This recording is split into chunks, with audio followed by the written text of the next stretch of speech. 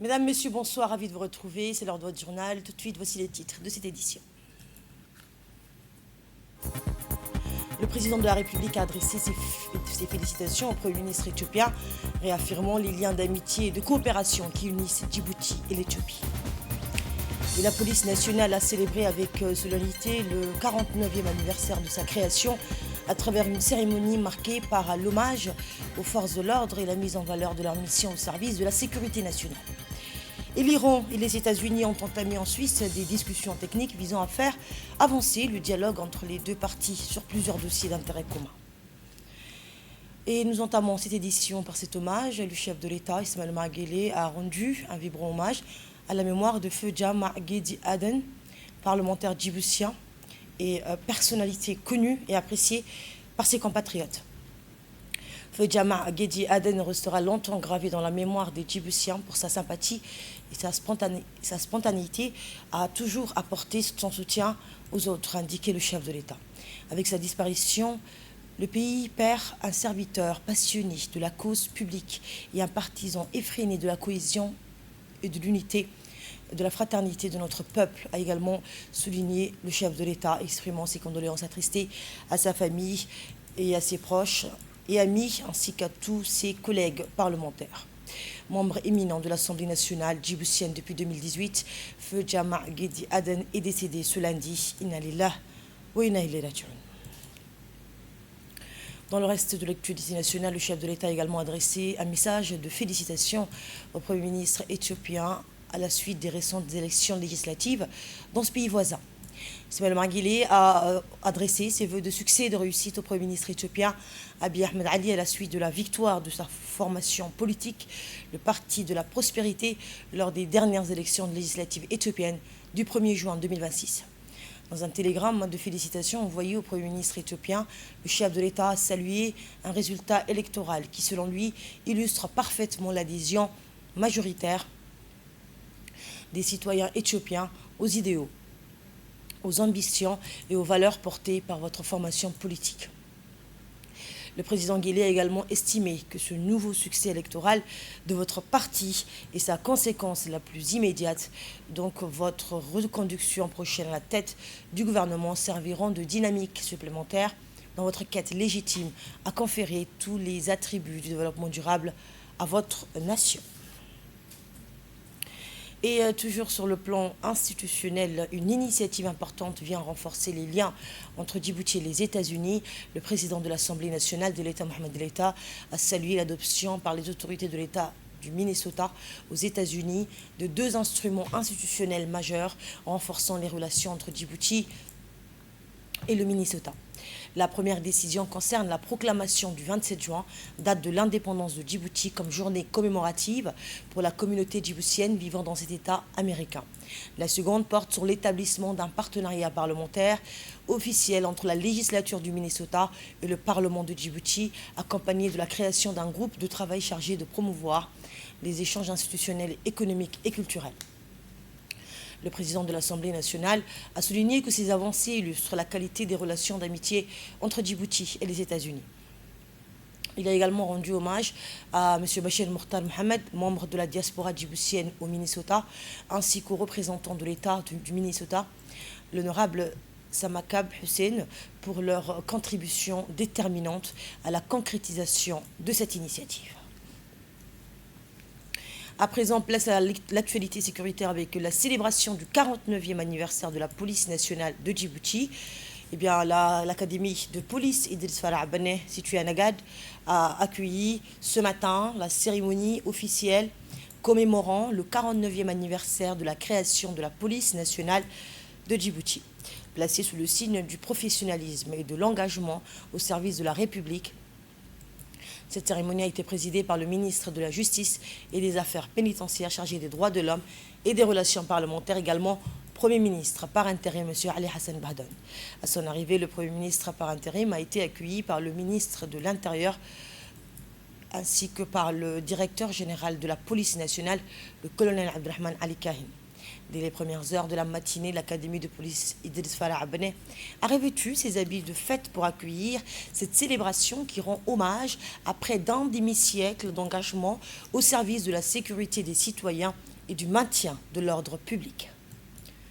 À cette occasion, les différentes unités de la police nationale ont pris position sur l'esplanade de l'académie dans un dispositif parfaitement coordonné, illustrant la discipline, la cohésion et l'excellence opérationnelle qui caractérisent cette institution républicaine. Le dispositif comprenait notamment la fanfare de la police nationale, l'unité porte-drapeau, la brigade de la sécurité routière, la formation féminine, la police judiciaire, les éléments de la direction de la sécurité publique, les services de l'immigration, la compagnie d'intervention, ainsi que les unités spécialisées du RAID et de la brigade spéciale. L'arrivée des autorités et des invités d'honneur a été marquée par les honneurs réglementaires rendus par les forces en formation.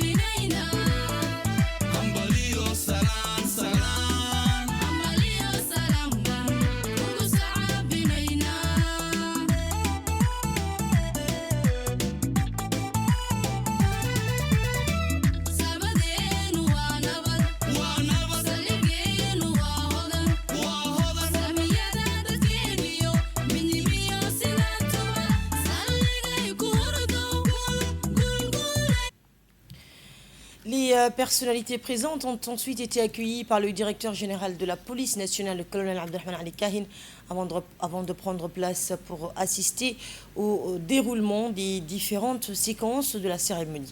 Au fil des années, la police nationale s'est imposée comme un pilier essentiel de la stabilité et de la sécurité du pays.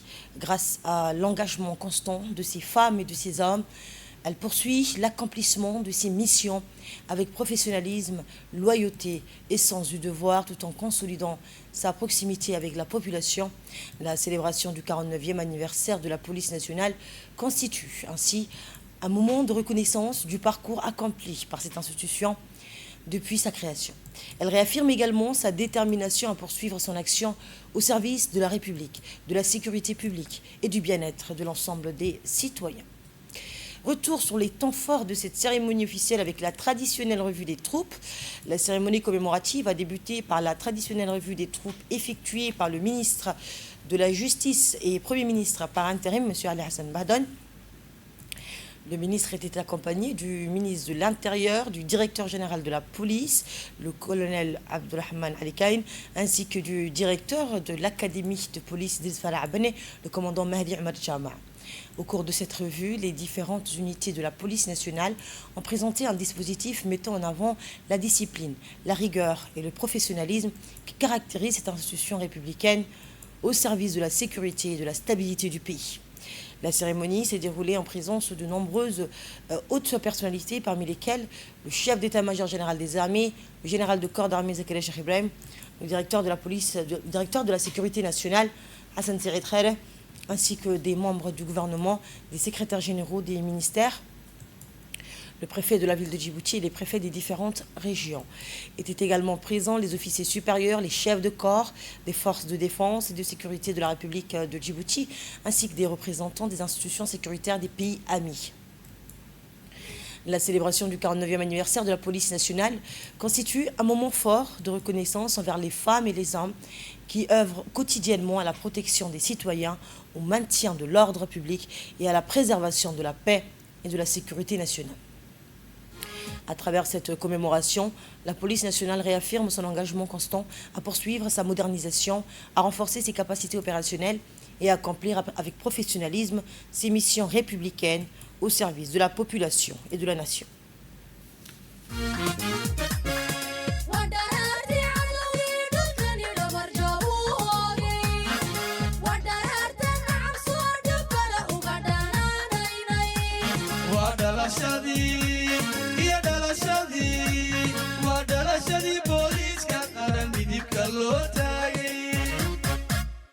Yo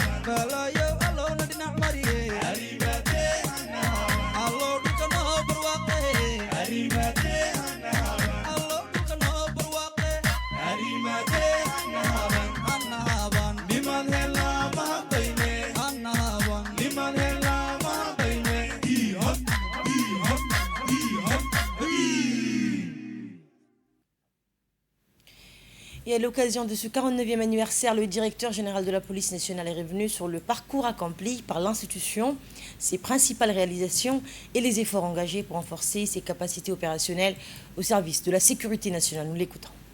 Une profonde émotion que je m'adresse à toutes et à tous aujourd'hui à l'occasion de la célébration du 49e anniversaire de la création de la police djiboutienne. Avant de commencer mes propos, je voudrais tout d'abord renouveler mes félicitations à notre nouveau ministre pour sa nomination à la tête du ministère de l'Intérieur. Familier de cette institution et issu de nos rangs, il est un atout majeur pour porter haut et fort notre voix auprès de ses collègues du membre du gouvernement. Je ne doute pas un instant qu'il puisse nous épauler dans l'exécution de nos missions régulières sur l'ensemble du territoire. La police exerce un métier difficile et parfois ingrat. Les hommes et les femmes qui la composent exercent leurs fonctions avec abnégation et dévouement depuis la création de ce corps. Officiers, sous-officiers, hommes de rang. Cette cérémonie nous offre l'opportunité de dresser le bilan des principales réalisations, de mesurer le chemin parcouru et de présenter les ambitions qui guideront notre action dans l'avenir. Les années 2025 et 2026 auront marqué une étape importante dans la réalisation de plusieurs infrastructures destinées à améliorer les conditions de vie et de travail des policiers. Dans le domaine de la santé, face à l'augmentation de la demande, la maternité de notre hôpital se fera doter d'une extension comprenant 12 lits VIP en complément de ceux déjà construits en 2024.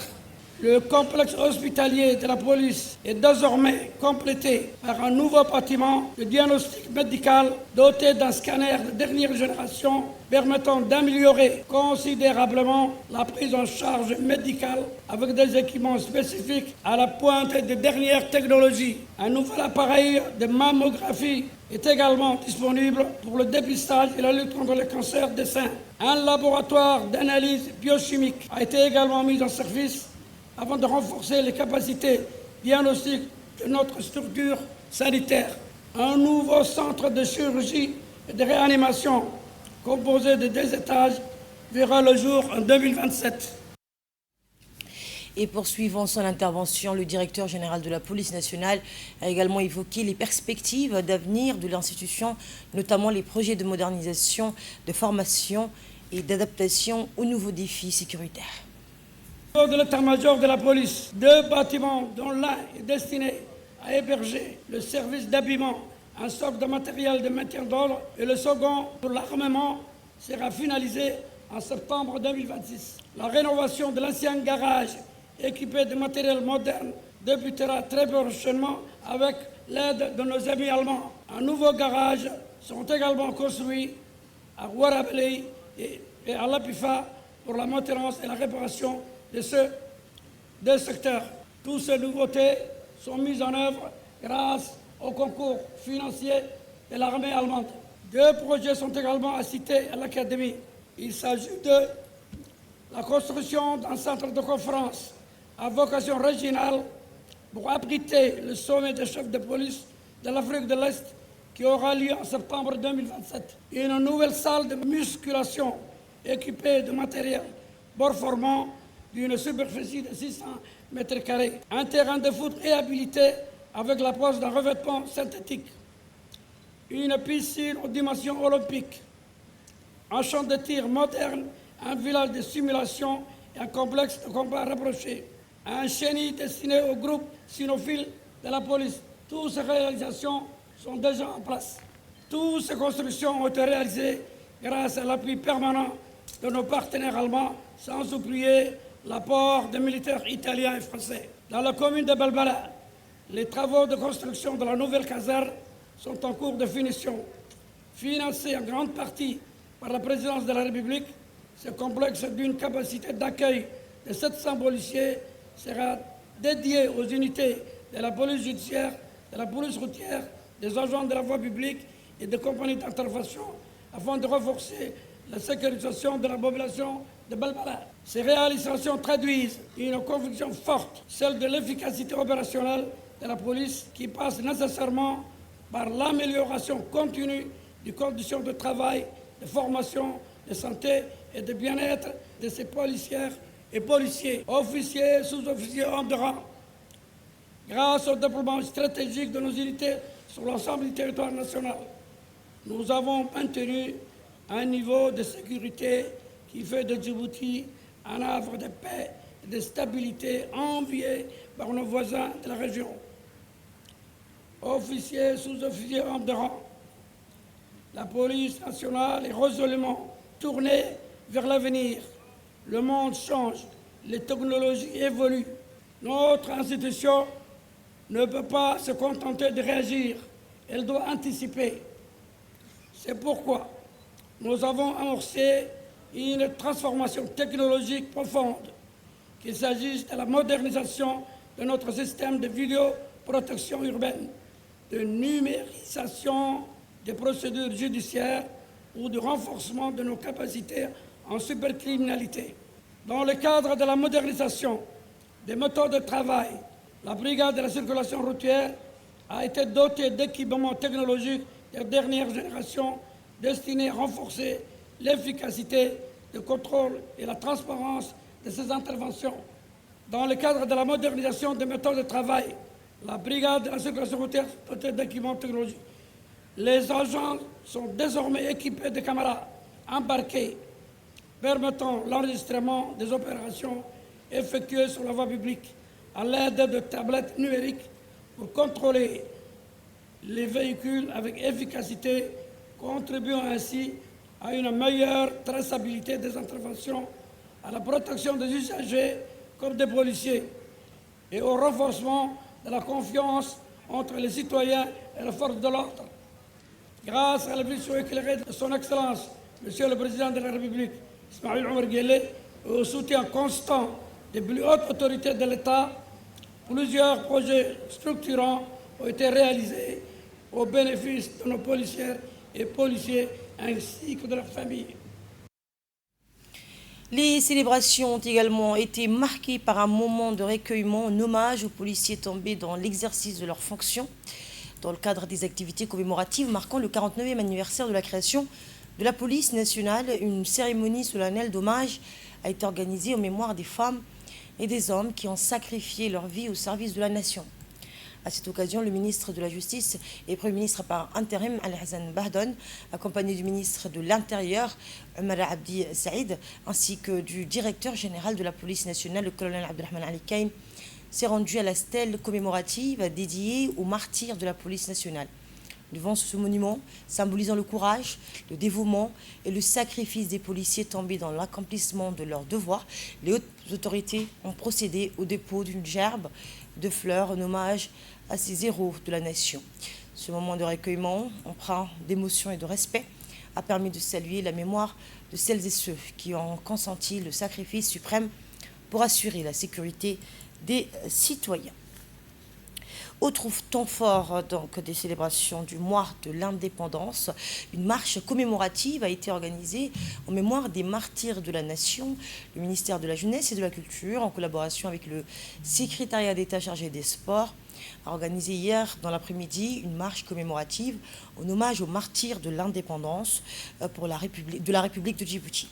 Cet événement citoyen a réuni plusieurs membres du gouvernement, parmi lesquels la ministre de la Jeunesse et de la Culture, le ministre de l'Éducation, le ministre de l'Énergie, le ministre du Budget, ainsi que le secrétaire d'État chargé des Sports. Des centaines de participants issus de différents horizons ont préparé à cette initiative, unis par une même volonté, rendre hommage à celles et ceux qui ont consenti le sacrifice ultime pour l'accession du pays à la souveraineté nationale. Organisée chaque année par le ministère de la Jeunesse et de la Culture, cette marche constitue un moment de mémoire et de transmission. Elle vise à honorer les martyrs de l'indépendance et à rappeler aux jeunes générations que la liberté et la souveraineté dont jouit aujourd'hui le pays sont le fruit de sacrifices consentis par leurs aînés. Le cortège a pris son départ au rond-point d'Amboli avant de rejoindre le mémorial EGA, point d'arrivée de cette marche.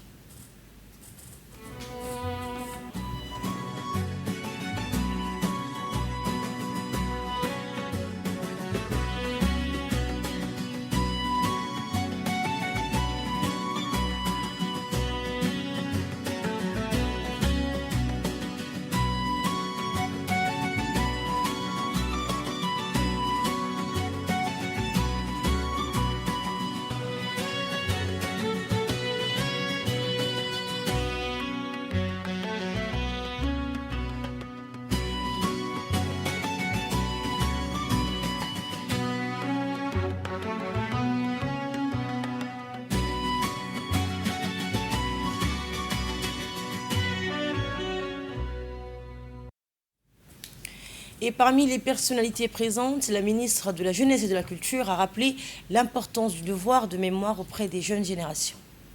Très heureuse aujourd'hui de pouvoir commémorer cette journée très importante pour notre nation. Et surtout, je suis très heureuse qu'il y ait eu une telle mobilisation, que ce soit du côté des membres du gouvernement. On était plusieurs ministres à être présents ici aujourd'hui, mais également du corps armé de notre nation. Toutes les armées étaient représentées, tous les corps armés étaient représentés et je suis très heureuse de voir les associations, le sport, la jeunesse, tout le monde était là et je suis très très heureuse aujourd'hui qu'on ait pu compter sur la présence de tous pour qu'on soit un et indivisible, pour pouvoir honorer la mémoire de nos défunts qui sont morts pour notre nation. Merci. Et puisque nous évoquons la contribution de toutes les composantes de la société à la construction nationale, intéressons-nous au rôle majeur joué par les femmes djiboutiennes dans l'histoire du pays. Actrice majeure de l'histoire de l'indépendance, pilier de la famille, professionnelle, ingénieure, parlementaire ou encore entrepreneur, la femme djiboutienne a connu une profonde évolution au fil des années, au fil des décennies. De l'engagement discret aux responsabilités assumées dans tous les secteurs de la société, son rôle s'est progressivement affirmé pour devenir une véritable force motrice du développement du pays. Dans ce grand format, nous revenons sur le parcours et les contributions de ces femmes qui, à travers leurs actions et leur engagement, ont marqué l'histoire du pays.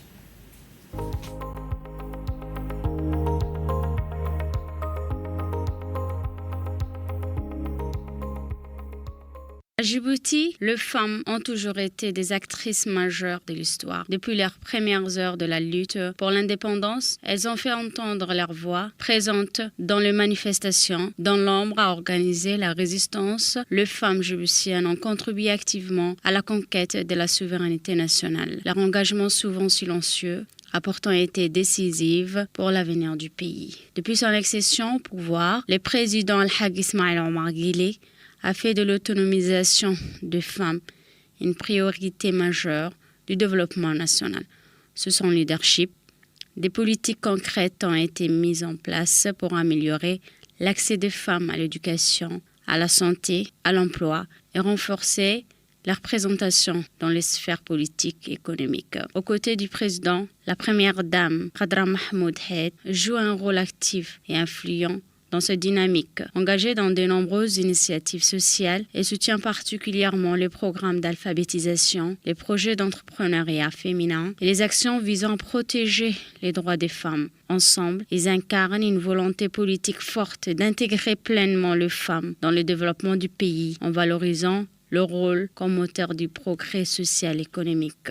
Aujourd'hui, cet héritage continue de vivre à travers les générations. La femme djiboutienne se trouve à la croisée du chemin entre tradition et modernité. Si elle reste le pilier du foyer, en assurant l'éducation des enfants et la stabilité de la cellule familiale, elle joue désormais un rôle central dans la société. Elles sont enseignantes, ingénieurs, entrepreneurs, députés ou encore artistes. Elles s'investissent dans l'éducation, dans l'économie, la culture, la politique, avec toujours la même détermination. Dans les villes comme dans les campagnes, leur présence est de plus en plus visible. Elles créent des entreprises, dirigent des associations, prennent la parole dans les médias, siègent dans les institutions. Cette évolution traduit une véritable transformation de la société djiboutienne. En brisant les difficultés et préjugés, le femme ouvre la voie à une nouvelle génération, une jeunesse féminine qui grandit avec des modèles forts ancrés dans la réalité locale. La dynamique est en marche, de plus en plus instruite, informée et connectée. Les femmes djiboutiennes osent entreprendre. Elles se rassemblent autour de projets communautaires, lancent des initiatives solidaires, partagent leur savoir et s'entraident. Elles démontrent que l'avenir ne peut se construire sans elles. À travers leur action, elles participent activement à faire évoluer les mentalités en posant les bases d'une société plus équitable et inclusive. Aujourd'hui, l'avenir de Djibouti se conjugue aussi au féminin. Les femmes ne sont plus en marge. Elles sont au cœur du développement, de l'innovation et du progrès social. Leur force, leur intelligence et leur créativité sont des atouts majeurs pour affronter les défis de demain. Et si le chemin reste encore lent, elles avancent, portées par la mémoire de leur mère et les rêves de leurs filles. Fières de leur passé, engagées dans le présent, elles construisent chaque jour un avenir prometteur. Aujourd'hui plus que jamais, la femme djiboutienne se tient à la croisée du chemin. Père héritière d'un passé riche en lutte et en valeurs, mais aussi actrice centrale d'un avenir qu'elle contribue à bâtir chaque jour. De la sagesse transmise par les mamans et les grands-mères, à la détermination de jeunes générations qui s'engagent dans tous les domaines, de l'éducation à l'entrepreneuriat, en passant par la politique, la santé ou la culture, elle incarne une force tranquille mais essentielle dans le développement du pays. Son rôle ne se limite plus à l'espace domestique. Il s'étend désormais à la sphère publique où elle affirme sa voix, revendique ses droits et propose des solutions. À l'image de ses passés glorieux dont elle est issue, de ses futurs prometteurs auxquels elle aspire, la femme djiboutienne est aujourd'hui un pilier incontournable du progrès national. Elle n'est plus seulement une spectatrice de l'histoire. Aujourd'hui, elle en est aussi l'auteur. Et dans un autre registre, une nouvelle étape a été franchie en faveur de l'inclusion des personnes en situation de handicap à Djibouti. L'Agence nationale des personnes handicapées, la NPH et le système des Nations Unies à Djibouti ont franchi une nouvelle étape dans leur coopération en procédant ce matin à la signature du plan de travail annuel commun en 2026. Cette initiative a traduit une volonté commune de consolider les actions en faveur d'une inclusion pleine et effective des personnes handicapées au sein de la société djiboutienne. La cérémonie de signature s'est tenue en présence du coordonnateur résident du système des Nations Unies à Djibouti, José Barahona, et du directeur général de l'ANPH, Ali Serid Mohamed. Leur présence témoigne de l'importance accordée à ce partenariat stratégique placé sous le signe de la solidarité, de l'égalité des chances et du respect des droits des personnes en situation de handicap. Ça s'est fait grâce au travail de mes collègues des agences des Nations Unies et aussi grâce au travail vraiment très actif de l'Association nationale des personnes handicapées, de son équipe ici présente et du directeur qui vraiment il est très présent, il fait les lobbies chaque jour pour les besoins des personnes handicapées et il nous rappelle chaque fois que nous, on ne doit pas oublier les besoins des personnes avec des besoins spéciaux. Et restant dans le domaine de l'action sociale avec la célébration de la Journée mondiale des réfugiés, eh bien, à l'instar du reste du monde, la République de Djibouti a célébré la Journée mondiale des réfugiés, célébrée chaque année le 20 juin. Cette journée initiée par le HCR, l'Agence des Nations Unies pour les réfugiés, vise à sensibiliser les populations, notamment les jeunes générations, à l'importance du droit d'asile en tant que bien commun universel et pilier fondamental de la protection internationale. Le thème retenu cette année est « Jusqu'à ce que tout le monde soit protégé », dans un contexte où le droit de demander l'asile fait face à des pressions croissantes dans plusieurs régions du monde. Ce thème rappelle la pertinence de l'actualité de la Convention de 1951 relative au statut des réfugiés.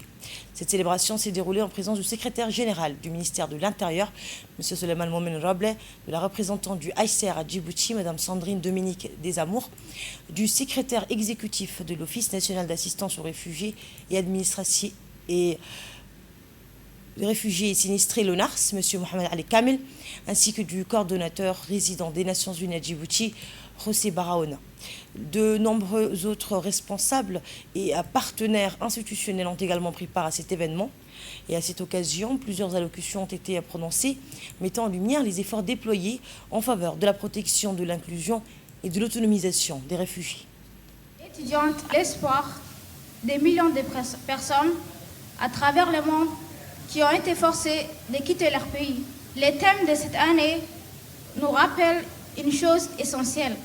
Les réfugiés ne sont pas seulement des personnes en difficulté. Ils sont aussi des personnes pleines de talents, de rêves et d'avenir. Et par ailleurs, l'ONARS a procédé au lancement de la 2e édition de la Semaine nationale des réfugiés qui se tiendra du 21 au 25 juin 2026. Donc cette initiative menée en collaboration avec l'ARULOS et avec le soutien de la Banque mondiale vise à promouvoir la solidarité, l'inclusion et le vivre ensemble entre les réfugiés et les communautés hôtes. À l'occasion de cette journée mondiale des réfugiés, la représentante du HCR à Djibouti, Sandrine Dominique, et le secrétaire exécutif de l'ONARS, M. Mohamed Ali Kamel, sont revenus tour à tour sur les actions menées en faveur de la protection des réfugiés ainsi que sur l'importance de renforcer les efforts conjoints pour promouvoir leur inclusion et leur accompagnement. On les écoute. Le mondial des réfugiés marque également une étape historique. Il y a 75 ans, au lendemain de la Seconde Guerre mondiale, les États ont convenu que toute personne qui serait contrainte de fuir la guerre, les conflits ou la persécution avait le droit de chercher la sécurité et de reconstruire sa vie dans un autre pays. Cet engagement a été consacré par la Convention de 1951 relative au statut du réfugié. Et cette année, notre message est clair. Nous continuons à préserver cette promesse jusqu'à ce qu'un chacun retrouve la sécurité. Après tout, qui ici, qui parmi vous, qui ici voudrait m'affirmer avec certitude que lui-même ou un de ses proches n'aurait jamais à chercher la sécurité ailleurs? Cette journée représente bien plus qu'une simple commémoration. Elle constitue un moment de réflexion collective, de solidarité humaine et de reconnaissance envers les millions de personnes à travers le monde qui ont été contraints de fuir leur foyer en raison des conflits, des persécutions, des violences, des crises politiques ou des catastrophes liées au changement climatique. Elle nous rappelle également une vérité essentielle. Derrière chaque statistique se trouve une vie, une famille, un parcours marqué par l'épreuve, mais aussi par le courage, la résilience et l'espoir. Cette année, la communauté internationale célèbre cette journée sous le thème « Jusqu'à ce que tout le monde soit en sécurité ». Ce thème revêt une signification particulière dans un contexte mondial marqué par une augmentation sans précédent des déplacements forcés. Il nous interpelle collectivement sur notre responsabilité de garantir que toute personne contrainte à l'exil puisse bénéficier d'une protection effective, vivre dans la dignité et accéder à des perspectives d'avenir. Et dans son intervention, le secrétaire général du ministère de l'Intérieur, M. Souleymane Momen Roble, a réaffirmé l'engagement de la République du Djibouti à poursuivre une politique fondée sur l'accueil, la protection et le respect des droits fondamentaux des réfugiés. Je propose de l'écouter. Plaisir que je prends la parole aujourd'hui au nom de son Excellence, M. Omar Abdi Saïd, ministre de l'Intérieur, à l'occasion de la célébration de la Journée mondiale des réfugiés 2026, placée sous le thème « Jusqu'à ce que tout le monde soit en sécurité ». Cette journée nous invite à témoigner notre solidarité envers les millions de personnes contraintes de fuir leur foyer en raison des conflits, des persécutions ou des crises humanitaires. Elle est également l'occasion de rendre hommage à leur courage, à leur résilience et à leur détermination à reconstruire leur vie dans la dignité. Madame et Messieurs, la République de Djibouti demeure fidèle à sa tradition d'hospitalité et de solidarité envers les réfugiés et les demandeurs d'asile sous l'impulsion de son Excellence, M. Ismaël Omar Guelleh, président de la République de Djibouti. Notre pays continue de promouvoir une politique fondée sur la protection, l'inclusion et le respect de la dignité humaine.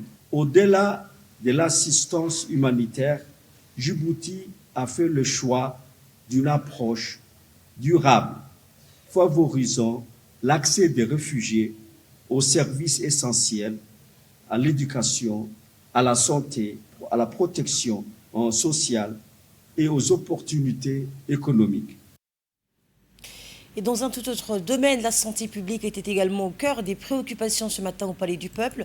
Le ministère du Commerce et du Tourisme a célébré ce matin la Journée internationale de la sécurité sanitaire des aliments. Cette journée a été l'occasion de sensibiliser les différents acteurs concernés à l'importance d'une alimentation sûre, essentielle à la protection de la santé publique, à la sécurité des consommateurs et au développement économique. Organisé par le ministère du Commerce et du Tourisme en collaboration avec l'Agence djiboutienne des normes et de la qualité, avec le soutien de l'Organisation des Nations Unies pour l'alimentation et l'agriculture, le FAO, et de l'Organisation mondiale de la santé. Cette cérémonie a réuni plusieurs responsables institutionnels et partenaires engagés dans ce domaine. La cérémonie a été présidée par M. Ali Daoud, secrétaire général du ministère du Commerce et du Tourisme, en présence notamment de M. Awal Ousmane, directeur général de l'Agence djiboutienne des normes et de la qualité, de M. Farhad Hassan Farah, représentant adjoint de l'OMS, du Dr Khair Al-Ilmi, représentant de la FAO, ainsi que de l'honorable Miguel Hassan Farah, député à l'Assemblée nationale. Dans son allocution d'ouverture, le secrétaire général a rappelé que la sécurité sanitaire des aliments constitue un pilier fondamental de la santé publique et du développement durable. De ses besoins alimentaires. Ce chiffre nous rappelle à quel point la question de la sécurité alimentaire est stratégique pour notre pays. Pourtant, au milieu de cette réalité, des entreprises djiboutiennes se développent et démontrent chaque jour que nous avons du savoir-faire, des compétences et des produits de qualité à proposer. C'est le cas de Okar. L'idée de la création de l'entreprise est née en 2015 avec la volonté de produire à Djibouti une eau de source minérale naturelle de grande qualité, puisée au cœur de l'oasis millénaire de Cheikh Madetou, située à Dikil, une région fertile à l'ouest de Djibouti. Le thème international retenu pour l'année 2026, du fardeau aux solutions des aliments sûrs partout, nous interpelle fortement. Il nous rappelle que les maladies d'origine alimentaire ne sont pas une fatalité. Elles peuvent être prévenues lorsque les décisions publiques s'appuient sur les données, la science, les normes, la surveillance, la coordination institutionnelle et la responsabilité de tous les acteurs de la chaîne alimentaire. L'OMS et la FAO rappellent que les aliments contaminés demeurent un fardeau mondial majeur, mais qu'une grande partie de ces risques peut être évitée par des mesures ciblées, cohérentes et fondées sur les preuves scientifiques. Et à cette occasion, le directeur général de l'Agence djiboutienne des normes et de la qualité a souligné les enjeux liés à la sécurité sanitaire des aliments. Et nous vous proposons également de suivre un extrait de l'intervention du secrétaire général du ministère du Commerce et du Tourisme, M. Ali Daoud. C'est pour moi un grand plaisir de prendre la parole et prendre part à cette célébration nationale de la Journée internationale de la sécurité sanitaire des aliments. Le thème retenu cette année, du fardeau aux solutions, un accès universel à des aliments sûrs, nous rappelle que la sécurité sanitaire des aliments est bien plus qu'une question technique. Elle constitue un enjeu majeur de santé publique, de protection des consommateurs, de compétitivité économique et de développement durable. Mesdames et messieurs, chaque année, des maladies d'origine alimentaire affectent de millions de personnes à travers le monde et génèrent des coûts importants pour les familles, les systèmes de santé, mais également les économies. Face à ces risques, nous devons privilégier la prévention, le contrôle, la surveillance et l'édiction et le respect des normes tout au long de la chaîne alimentaire. Pour Djibouti, cet enjeu est particulièrement important car notre pays, plateforme logistique régionale, est fortement dépendante des importations alimentaires et doit garantir à sa population des produits sûrs, conformes et de qualité. La sécurité sanitaire des aliments ne doit donc pas être perçue comme une contrainte administrative. Elle est un investissement dans la confiance des consommateurs, dans la performance des entreprises et dans l'accès au marché. En effet, les normes internationales, les bonnes pratiques d'hygiène, la traçabilité et les mécanismes de contrôle sont aujourd'hui des outils indispensables pour protéger la santé publique et soutenir le développement économique. Et à cette occasion, le directeur général de l'Agence djiboutienne des normes et de la qualité a souligné les enjeux liés à la sécurité sanitaire des aliments. On l'écoute. Cette journée instituée au niveau mondial est portée chaque année par les FAO et l'OMS. Et pour notre agence, bien plus qu'un rendez-vous calendrier.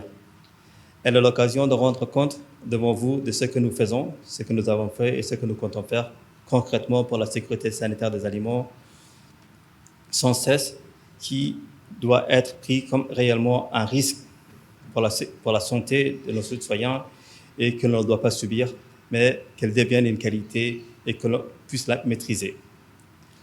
La sécurité alimentaire et la sécurité sanitaire des aliments sont aujourd'hui indissociables. Un aliment disponible, mais non sûr, ne répond pas aux besoins de la population et n'est pas considéré comme un aliment.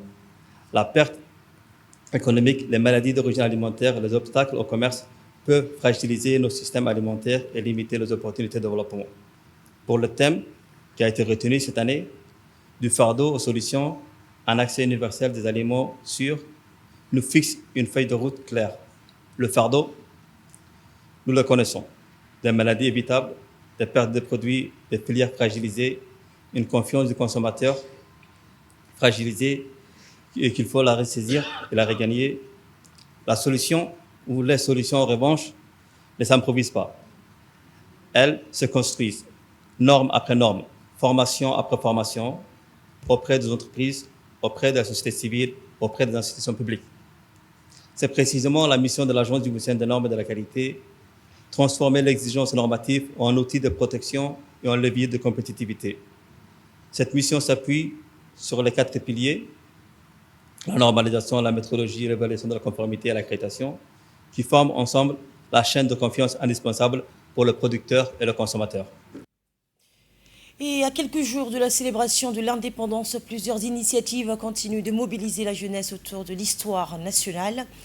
À l'approche de la célébration du 49e anniversaire, le comité du réseau des associations de la sous-préfecture de Demerjoug, en collaboration avec la sous-préfecture de Demerjoug et la direction du CDC de la même localité, a organisé une journée de formation et de sensibilisation destinée aux jeunes. 2 experts de l'histoire de Djibouti ont animé cette rencontre en présentant une synthèse enrichissante sur le parcours ayant conduit à l'indépendance du pays. Un quiz sur l'histoire de l'indépendance a également été organisé, permettant aux jeunes de mettre à l'épreuve leurs connaissances. Des prix ont été remis aux gagnants et l'événement s'est déroulé en présence de Mme Mouna Farah, sous-préfète de Demerjoug, de M. Hussein Hassan, chef du village, la présidente de l'Union des femmes d'Ameljog, ainsi que des associations de jeunes de la sous-préfecture. Cette initiative a contribué à renforcer les connaissances historiques et le patriotisme et l'engagement citoyen de la jeunesse. Et enfin, dans l'actualité internationale, cap sur la Suisse, où un nouveau chapitre s'ouvre dans les relations entre Téhéran et Washington. Après des mois de tensions et de confrontations, l'Iran et les États-Unis entament une nouvelle phase de dialogue. En Suisse, les discussions techniques s'ouvrent pour définir les modalités d'application du mémorandum d'entente conclu entre les deux parties. Et c'est ainsi que prend fin ce journal. Merci à vous de nous avoir suivis.